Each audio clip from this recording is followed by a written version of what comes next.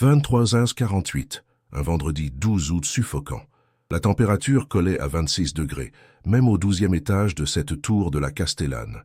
L'air était un mélange écœurant de shit mal consumé, de sueur froide et de cette odeur âcre, celle de la peur pure qui remonte des tripes. Le petit Léo, en pyjama Spider-Man, pleurait en silence dans un coin, ses yeux d'enfant fixés sur mon Glock posé sur la table. C'est à cet instant précis que j'ai compris. On venait de signer notre propre arrêt de mort. Fais une pause ici. Prends une seconde. Ce que je vais te raconter, ce n'est pas pour les âmes sensibles. Abonne-toi et active les notifications, car ce genre de vérité dérange. La DGSI aimerait que ce profil disparaisse. Ils ne veulent pas que tu saches qui tire vraiment les ficelles dans cette ville. La vérité, ici, est une cible. Chaque vue, chaque like, c'est un bouclier de plus pour que cette archive reste en ligne. Tu comprends le pacte? Maintenant que tu as renforcé le dossier, on peut y aller. Rembobinons. 2 heures avant que l'enfer ne nous tombe dessus. 2 heures avant. Le monde était encore à nous. Marseille était notre terrain de jeu et la peur C était nous qui la distribuions. Tu penses que tu aurais fait les choses différemment? Laisse-moi te montrer à quel point l'arrogance peut te rendre aveugle. À quel point on était sûr de nous, les rois du bitume, juste avant de devenir de la simple vermine. Mon nom de guerre, C, était l'ancien. Pas parce que J était vieux, mais parce que dans le réseau, J était une référence, un mec qui faisait le boulot proprement. Mon équipe, ma MIF, CE, étaient les plus chauds de la DZ Mafia. Yacine, le chien fou, et 2 autres, aussi jeunes et affamés que lui. On était les spécialistes des braquages de voitures de luxe. Une machine bien huilée. On se sentait invincible, protégé par la réputation du clan des purs produits du système marseillais. 48 heures avant le drame, l'ambiance était électrique. On était dans un bar à chicha près du Vieux-Port, un de ces endroits où l'argent sale sent le parfum de luxe et la fumée de pommes. On claquait les billets, on riait fort, on se sentait comme les maîtres de la ville. Le sentiment de puissance était notre drogue, plus forte que n'importe quelle substance qu'on vendait. On croyait dur comme fer à notre propre légende, celle des intouchables des quartiers nord. L'ordre était venu d'en haut, du grand patron du réseau. Sa voix au téléphone était calme, presque banale. L'ancien, j'ai besoin d'un Audi RSQ3, le dernier modèle, gris nardo. La cible sortira des terrasses du port ce soir. Faites ça propre, sans sang, sans faire de vagues. Ça doit être crème. Pour nous, ce n'était qu'une commande de plus, une simple formalité. La motivation, l'argent bien sûr, mais surtout l'adrénaline et l'ennui de notre quotidien. Notre équipement était standard mais efficace. Moi, j'avais mon Glock 19 de calibre 9 mm glissé dans mon survêtement Lacoste, une arme fiable et discrète. Yacine, lui, préférait la puissance de feu. Il avait une calache courte dans le coffre de notre véhicule d'approche, juste au cas où.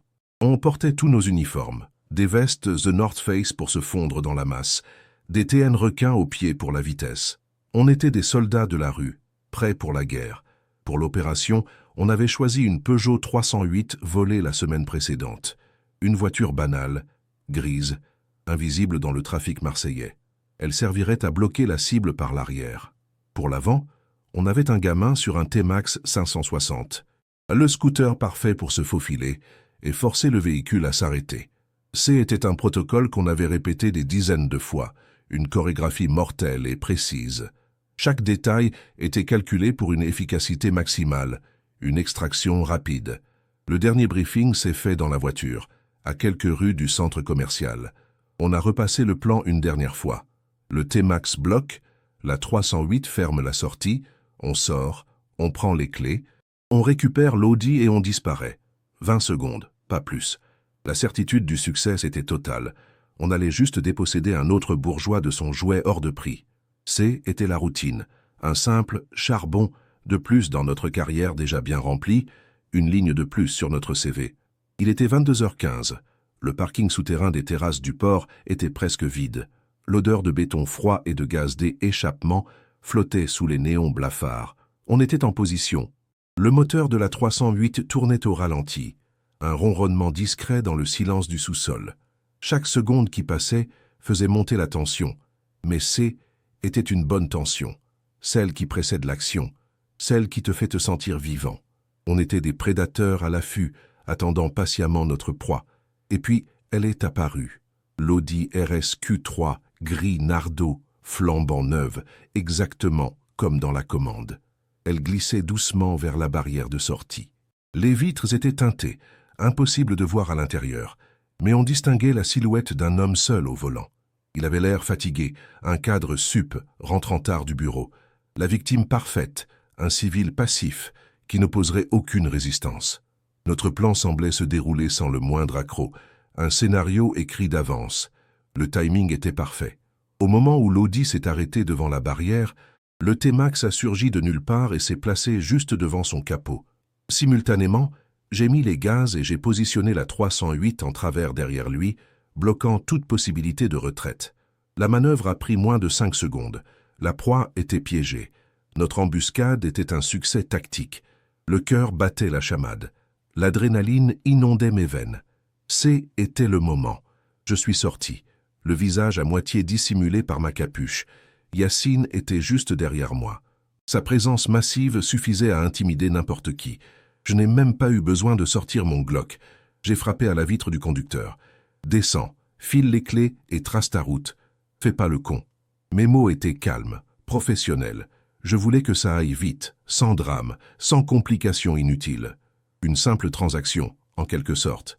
La portière s'est déverrouillée avec un clic sec. Le chauffeur est descendu, les mains en l'air. Il mesurait environ 1,80 m, bien habillé, la quarantaine. Mais quelque chose clochait. Il n'y avait aucune panique dans ses yeux. Il nous a regardés, Yacine et moi, avec une sorte de résignation froide, presque détachée. Il a sorti la clé de sa poche et me l'a tendue sans un mot. Sa tranquillité était anormale, dérangeante, comme s'il suivait un script. On n'a pas réfléchi plus longtemps. L'adrénaline et la cupidité nous ont poussés à ignorer ce détail. Yacine a sauté sur le siège passager de l'Audi. J'ai pris le volant. Le moteur a vrombé, une bête puissante prête à être lâchée. On a laissé le chauffeur sur place, à côté de la barrière, et on a foncé vers la sortie. Le sentiment de victoire était total. Était trop facile. Était un piège. Mais à ce moment-là, on se sentait juste comme les rois du pétrole. Une fois sur l'autoroute A55, en direction des quartiers nord, l'euphorie a pris le dessus. On a mis le son à fond, un morceau de rap marseillais qui crachait des basses puissantes. L'odeur de cuir neuf de l'Audi se mélangeait à notre propre odeur de sueur et d'excitation. On se tapait dans les mains. On criait. Un braquage parfait. Une voiture à plus de 80 000 € dans la poche. On était les meilleurs. Personne ne pouvait nous tester. Pourtant, une petite voix dans ma tête commençait à me déranger. L'image du chauffeur ne me quittait pas. Ce calme olympien, cette absence totale de peur, ce haine était pas normal. Un type normal aurait supplié, pleuré et tremblé. Lui, rien. Il avait l'air d'un acteur jouant un rôle. J'ai dit à Yacine, le mec était bizarre, non? Trop tranquille. Il a haussé les épaules, les yeux brillants d'excitation. On s'en fout. L'ancien, on a la caisse. L'Audi filait sur l'asphalte, les lumières de la ville défilaient comme des traînées de feu. Le puissant moteur V5 était une musique à mes oreilles, une symphonie de pouvoir et de contrôle. Pour un gamin des cités, conduire un tel monstre, était plus qu'un vol. Était une revanche sociale, même si elle ne durait que quelques heures. Était le sentiment de prendre ce que la société nous refusait, de forcer le destin à notre avantage. Soudain, Yacine s'est retourné pour attraper un pull sur la banquette arrière, et il s'est figé. Son corps s'est raidi d'un coup. Le son de la musique semblait s'estomper, remplacé par un silence pesant qui s'est installé dans l'habitacle. J'ai vu son visage se décomposer dans le rétroviseur.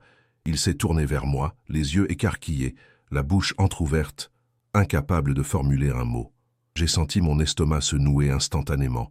Sa voix haine était plus qu'un murmure étranglé, à peine audible par-dessus le moteur. L'ancien, chef, y a un gosse derrière. J'ai freiné si brusquement que les pneus ont crissé sur le bitume. J'ai coupé la radio. Le silence était maintenant assourdissant. Un gosse, un putain de gosse. Le protocole était clair. La règle numéro 1, jamais de civils, et surtout, jamais d'enfants. On venait de franchir une ligne qu'on s'était juré de ne jamais franchir. J'ai tourné la tête et j'ai regardé à l'arrière. La petite couverture aux couleurs de l'Olympique de Marseille bougeait. Une petite tête blonde avec des cheveux en bataille en est sortie. Un garçon, pas plus de 7 ans, qui nous regardait avec de grands yeux bleus remplis de confusion. Un frisson glacial a parcouragé mon échine. un froid qu'aucune arme à la ceinture ne pouvait réchauffer. Le braquage venait de se transformer en enlèvement. On a filé jusqu'à l'appartement de repli, un T4 miteux au 12e étage d'une bar de la Castellane. L'euphorie avait laissé place à une panique sourde et poisseuse. Les murs semblaient se refermer sur nous. On a fait monter le gamin, qui ne disait toujours rien, comme s'il était en état de choc. On s'est enfermé à double tour, mais on se sentait plus prisonnier que protégé. La question tournait en boucle dans nos têtes. Putain, qu'est-ce qu'on fait maintenant? On a essayé de lui parler, de le rassurer, mais nos voix tremblaient. On était des braqueurs, pas des kidnappeurs. On ne savait pas gérer ça. On était complètement dépassés par la situation. L'arrogance des prédateurs était évaporée, ne laissant que la peur brute de 4 amateurs qui avaient marché sur une mine sans le savoir. On se regardait les uns les autres, cherchant une solution qui n'existait pas, le visage de chacun reflétant la même terreur. La panique a atteint son paroxysme. On a fini par réveiller complètement le gamin qui s'est mis à pleurer, des sanglots silencieux qui nous déchiraient ses nerfs. Dans sa précipitation, Yacine a attrapé son petit sac à dos Marvel, espérant trouver un nom, une adresse, n'importe quoi. C'est là qu'on a trouvé son carnet de correspondance scolaire, un petit cahier bleu qui allait sceller notre destin. On l'a ouvert avec des mains moites, le cœur au bord des lèvres.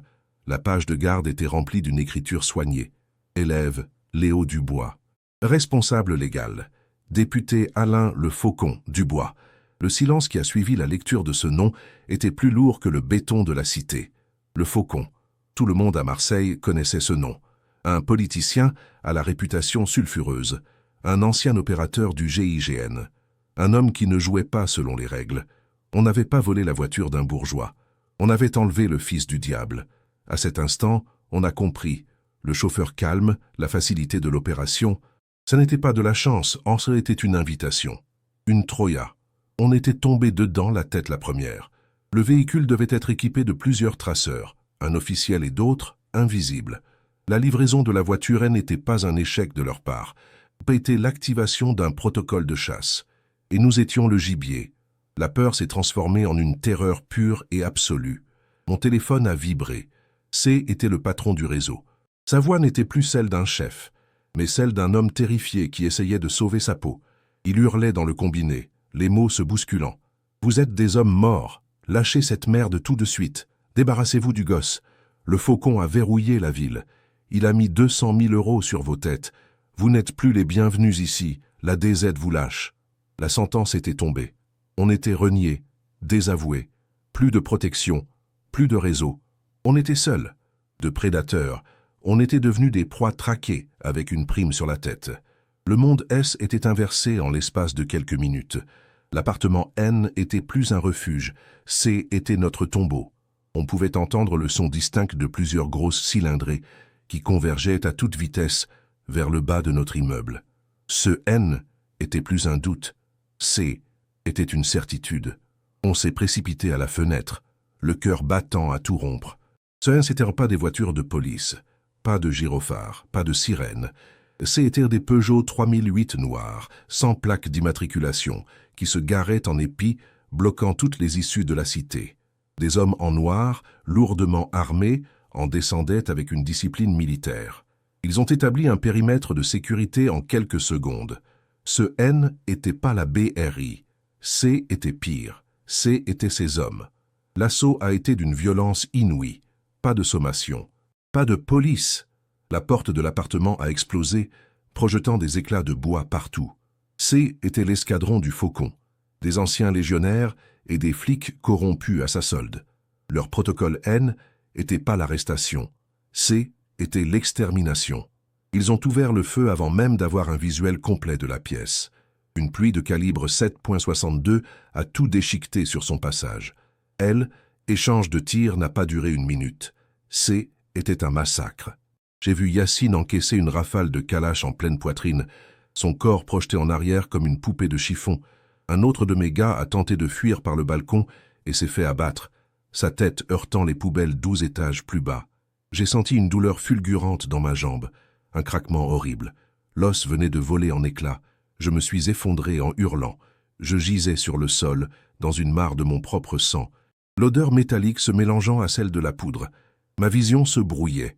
La dernière chose que j'ai vue avant de perdre connaissance, c'est une paire de chaussures Weston en cuir, d'une valeur inestimable, s'arrêtant juste devant mon visage. Elle symbolisait un pouvoir bien plus grand et bien plus impitoyable que celui de nos armes. Puis, tout est devenu noir. Un silence absolu a remplacé le chaos. Je me suis réveillé dans un endroit sombre, peut-être un entrepôt sur le port. L'odeur de sel et de poisson pourri me piquait les narines. J'y étais menotté. La douleur dans ma jambe était un brasier insupportable. Le député Alain, le faucon, Dubois, était là, debout devant moi. Il tenait son fils Léo, endormi, dans ses bras. Il n'y avait aucune haine dans son regard, juste un dégoût froid, infini, comme si Gise était un insecte qu'il venait d'écraser. Il s'est penché vers moi, son visage à quelques centimètres du mien. Son haleine sentait le café et la victoire. Il n'a pas crié. Il a parlé d'une voix basse, presque un murmure, mais chaque mot était une lame de rasoir. Tu as touché à ce qui m'appartient. Tu as fait entrer la guerre dans ma maison. Tu vas donc apprendre ce que signifie la peur, la vraie. Il s'est redressé et s'est adressé à l'un de ses hommes de main. Sa sentence était pire que la mort. Celui-là ne meurt pas. Estropiez-le. Assurez-vous qu'il ne puisse plus jamais marcher. Ensuite, livrez-le à la police. Envoyez-le au Baumettes. Je veux qu'il se souvienne chaque jour, à chaque pas douloureux, de ce qui arrive quand un rat essaie de mordre la main qui tient le fromage. C était une justice personnelle, tribale, bien au-delà de n'importe quelle loi de la République. Quelques heures plus tard, les vrais flics m'ont trouvé, découvert dans une ruelle, à moitié mort. L'histoire officielle était simple. Un braquage qui a mal tourné. Le procès a été une mascarade. J'ai été condamné pour vol à main armée, enlèvement et séquestration. Mes partenaires étaient devenus des baisses comptables, des pertes anonymes dans la guerre des gangs. J'ai été envoyé à la prison des Baumettes, l'enfer sur terre, pour y purger une longue, très longue peine. Aujourd'hui, 8 ans plus tard, je pousse cette chaise roulante dans la cour crasseuse des Baumettes. La jambe s'est infectée en prison. La gangrène s'y est mise. Ils ont dû amputer au-dessus du genou. Je suis devenu l'ancien pour de vrai, une relique brisée, un fantôme qui hante les couloirs. Chaque jour est un rappel physique de mon erreur, de cette nuit où notre arrogance nous a fait croire que nous étions des loups, alors que nous n'étions que des agneaux. Et le faucon? Il a été réélu, bien sûr. Sa gestion musclée de l'incident a été saluée. Il est même devenu ministre de l'Intérieur. Son pouvoir est plus grand que jamais. Son fils doit être dans un pensionnat de luxe en Suisse, loin de la fureur de Marseille. Il a gagné sur tous les tableaux. Il a utilisé le système, le vrai, celui qui opère dans l'ombre, pour transformer une menace en opportunité politique. Moi, je suis un paria, condamné à mort par le clan du Faucon si je sors un jour, et méprisé par les miens ici pour avoir attiré ce genre de foudre sur le réseau. Je suis un avertissement vivant, une histoire qu'on raconte aux jeunes loups pour leur apprendre les limites à ne pas franchir. La leçon que j'ai apprise cette nuit-là, elle n'est dans aucun code de la rue, dans aucun livre. C'est une vérité gravée dans ma chair. À Marseille, tu apprends vite qu'il n'y a pas la police d'un côté et les voyous de l'autre. Il y a le business. Et la règle numéro 1 du business, celle qui prime sur toutes les autres, c'est que tu peux voler l'argent, la drogue, les voitures. Mais tu ne touches jamais, jamais à la famille. Parce qu'à ce moment-là, ce n'est plus du business. Ça devient personnel. Et quand c'est personnel, la cité et les villas jouent dans la même équipe. Elle, équipe de ceux qui commandent vraiment. Il était 23h48, un vendredi 12 août suffocant. La température collait à 26 degrés, même au 12e étage de cette tour de la Castellane. L'air était un mélange écœurant de shit mal consumé, de sueur froide et de cette odeur âcre, celle de la peur pure qui remonte des tripes. Le petit Léo, en pyjama Spider-Man, pleurait en silence dans un coin, ses yeux d'enfant fixés sur mon Glock posé sur la table. C'est à cet instant précis que j'ai compris. On venait de signer notre propre arrêt de mort.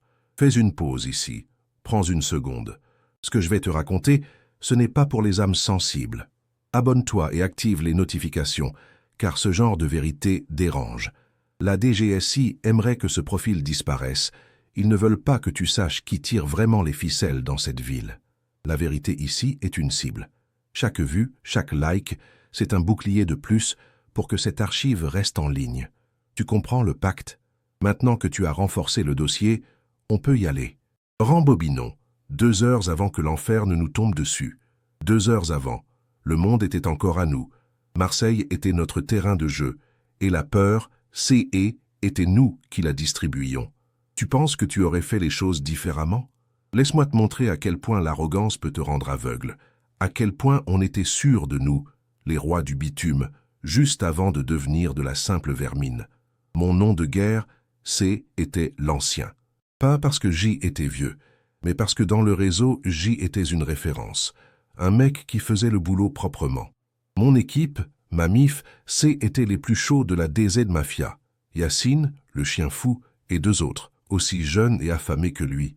On était les spécialistes des braquages de voitures de luxe, une machine bien huilée.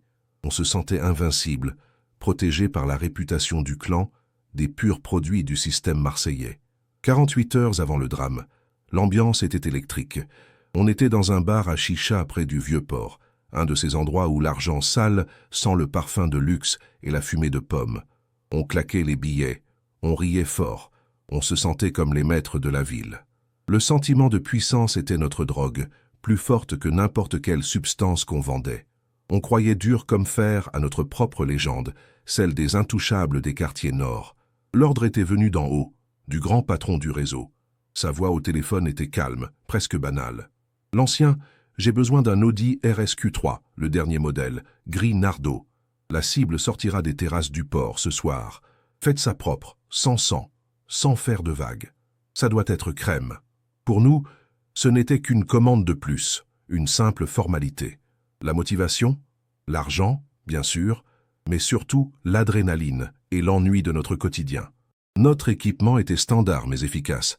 Moi, j'avais mon Glock 19 de calibre 9 mm glissé dans mon survêtement Lacoste, une arme fiable et discrète. Yacine, lui, préférait la puissance de feu.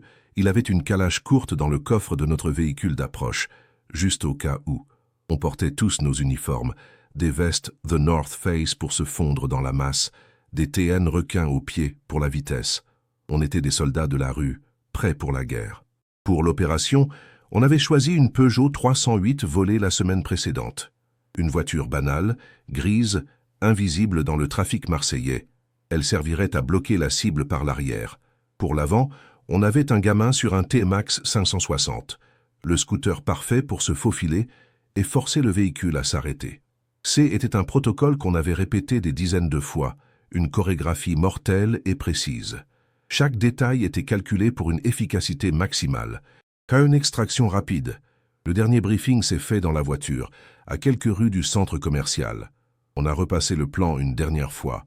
Le T-Max bloque, la 308 ferme la sortie. On sort, on prend les clés, on récupère l'Audi et on disparaît. 20 secondes, pas plus. La certitude du succès était totale.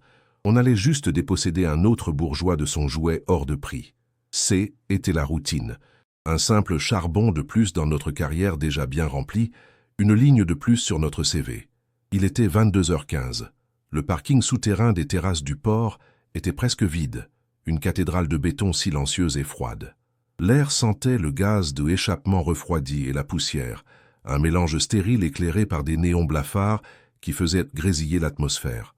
On était en position, le moteur de la 308 tournait au ralenti. Un ronronnement discret dans le silence du sous-sol. Chaque seconde qui passait faisait monter la tension, mais était une bonne tension. Celle qui précède l'action, celle qui te fait te sentir vivant. Et puis, elle est apparue, glissant doucement vers la barrière de sortie comme une panthère mécanique. L'Audi RSQ3, gris Nardo, flambant neuve, exactement comme dans la commande. Les vitres étaient teintées, un mur noir qui nous empêchait de voir l'intérieur, mais on distinguait la silhouette d'un homme seul au volant. Il avait l'air fatigué, un cadre sup rentrant tard du bureau. La victime parfaite, un civil passif qui n'opposerait aucune résistance. Notre plan semblait se dérouler sans le moindre accroc. Le timing était parfait, chirurgical. Au moment où l'Audi s'est arrêté devant la barrière, le T-Max a surgi de nulle part et s'est placé juste devant son capot, coupant toute avancée. Simultanément, j'ai mis les gaz et j'ai positionné la 308 en travers derrière lui, bloquant toute possibilité de retraite. La manœuvre a pris moins de 5 secondes. La proie était piégée. Notre embuscade était un succès tactique.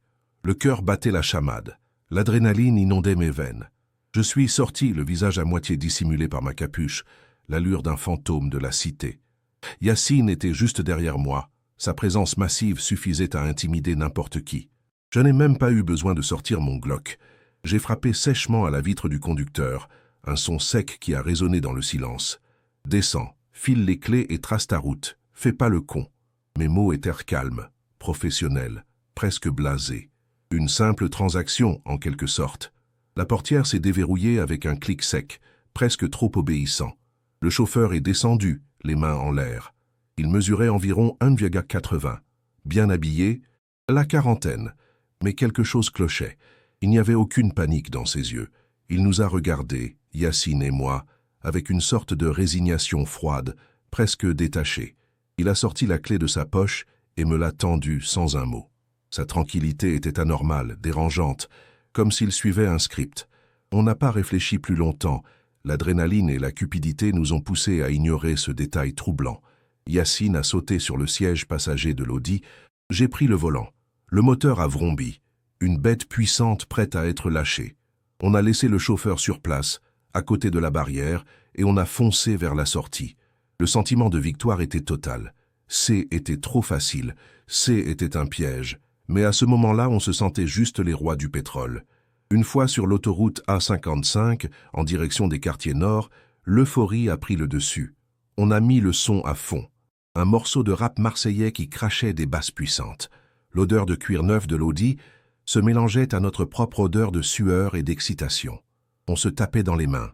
On criait. Un braquage parfait. Une voiture à plus de 80 000 € dans la poche. On était les meilleurs. Personne ne pouvait nous tester. Pourtant, une petite voix dans ma tête commençait à me déranger. L'image du chauffeur ne me quittait pas. Ce calme olympien. Cette absence totale de peur. Ce haine était pas normal.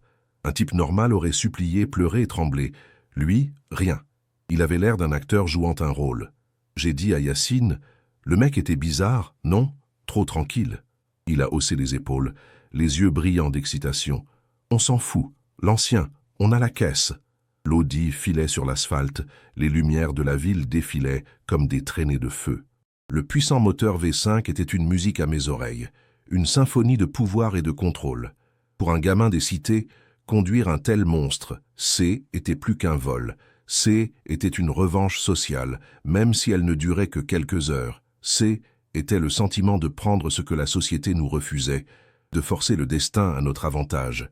Soudain, Yacine s'est retourné pour attraper un pull sur la banquette arrière, et il s'est figé. Son corps s'est raidi d'un coup. Le son de la musique semblait s'estomper, remplacé par un silence pesant qui s'est installé dans l'habitacle. J'ai vu son visage se décomposer dans le rétroviseur. Il s'est tourné vers moi, les yeux écarquillés, la bouche entr'ouverte, incapable de formuler un mot. J'ai senti mon estomac se nouer instantanément. Sa voix haine était plus qu'un murmure étranglé, à peine audible par-dessus le moteur. L'ancien, chef, il y a un gosse derrière. J'ai freiné si brusquement que les pneus ont crissé sur le bitume. J'ai coupé la radio. Le silence était maintenant assourdissant. Un gosse, un putain de gosse. Le protocole était clair. La règle numéro 1, jamais de civils, et surtout, jamais d'enfants. On venait de franchir une ligne qu'on s'était juré de ne jamais franchir. J'ai tourné la tête et j'ai regardé à l'arrière. La petite couverture aux couleurs de l'Olympique de Marseille bougeait. Une petite tête blonde avec des cheveux en bataille en est sortie. Un garçon, pas plus de 7 ans, qui nous regardait avec de grands yeux bleus remplis de confusion.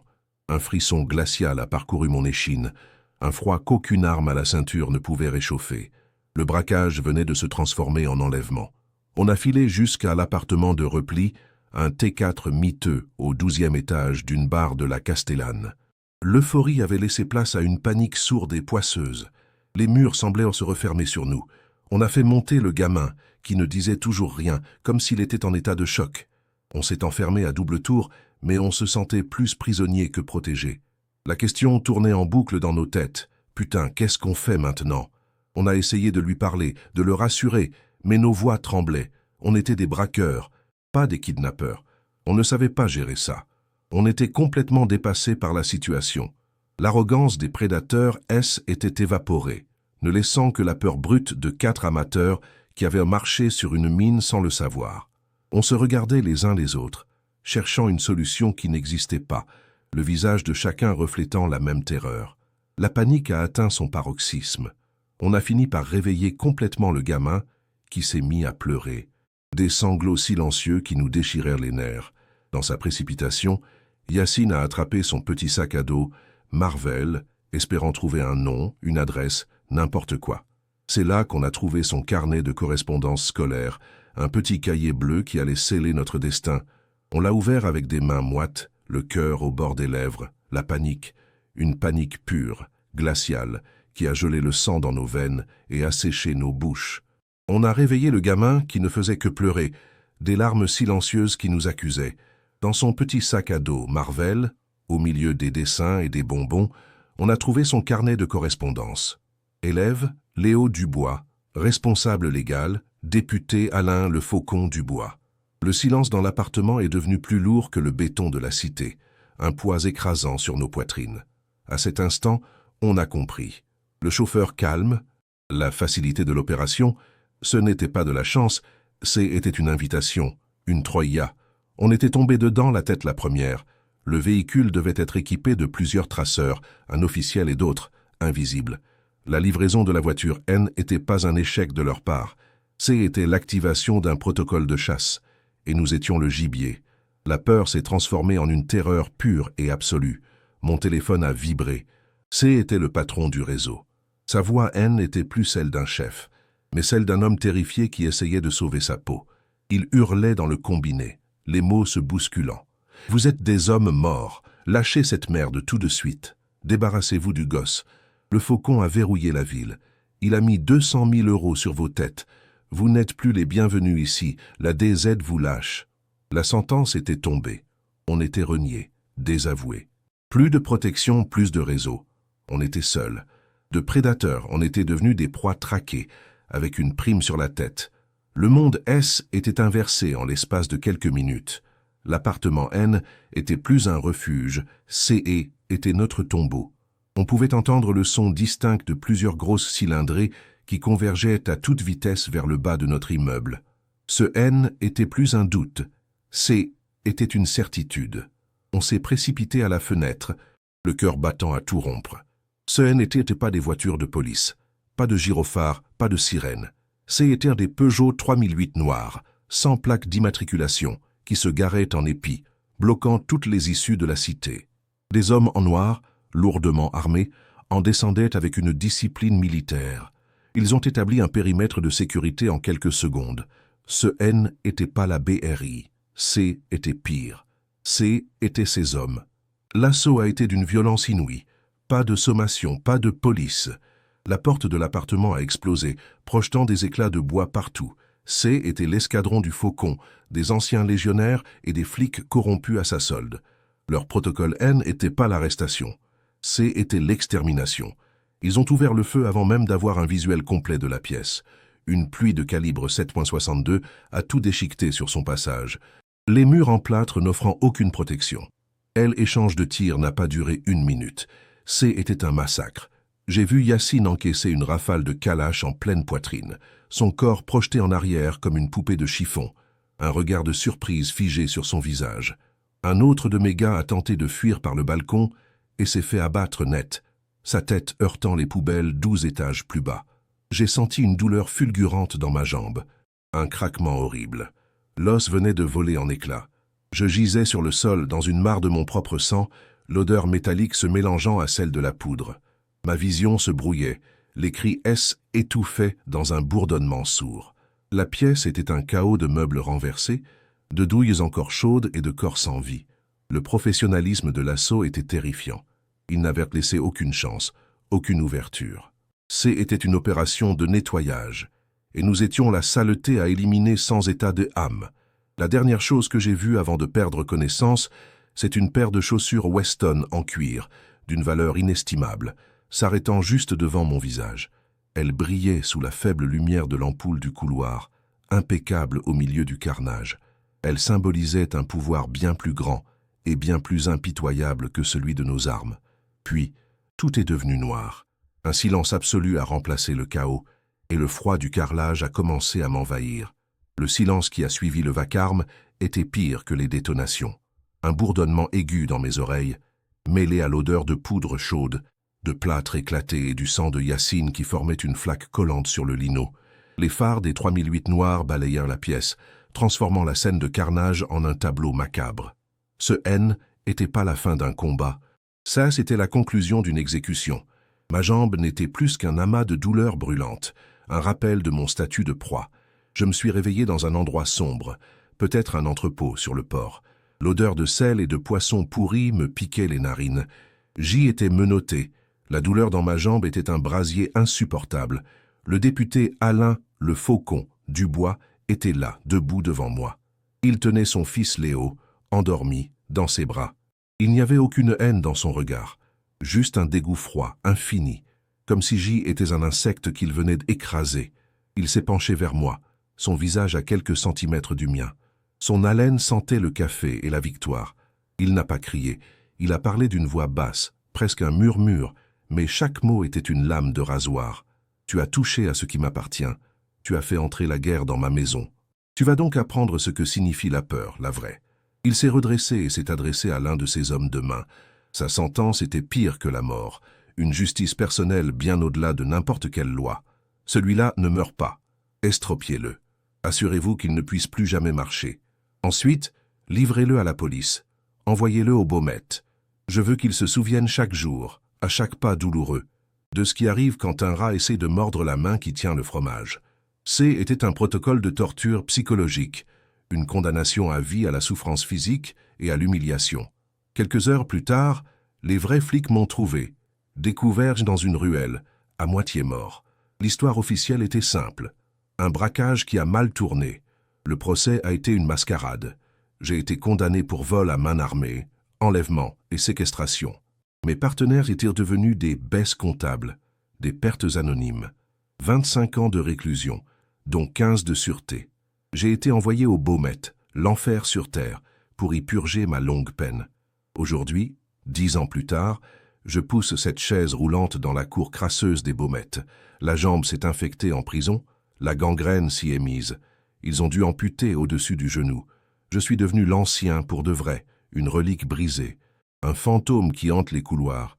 Chaque jour est un rappel physique de mon erreur, de cette nuit où notre arrogance nous a fait croire que nous étions des loups, alors que nous n'étions que des agneaux. Et le Faucon, il a été réélu, bien sûr. Sa gestion musclée de l'incident a été saluée. Il est même devenu ministre de l'Intérieur. Son pouvoir est plus grand que jamais. Son fils doit être dans un pensionnat de luxe en Suisse, loin de la fureur de Marseille. Il a gagné sur tous les tableaux. Il a utilisé le système, le vrai, celui qui opère dans l'ombre, pour transformer une menace en opportunité politique. Moi, je suis un paria, condamné à mort par le clan du Faucon si je sors un jour, et méprisé par les miens ici pour avoir attiré ce genre de foudre sur le réseau. Je suis un avertissement vivant, une histoire qu'on raconte aux jeunes loups pour leur apprendre les limites à ne pas franchir. La leçon que j'ai apprise cette nuit-là, elle n'est dans aucun code de la rue, dans aucun livre. C'est une vérité gravée dans ma chair. À Marseille, tu apprends vite qu'il n'y a pas la police d'un côté et les voyous de l'autre. Il y a le business. Et la règle numéro 1 du business, c'est que tu peux voler l'argent, la drogue, les voitures, mais tu ne touches jamais, jamais à la famille. Parce qu'à ce moment-là, ce n'est plus une simple activité, ça devient personnel. Et quand c'est personnel, la cité et les villas jouent dans la même équipe, est l'équipe de ceux qui commandent vraiment.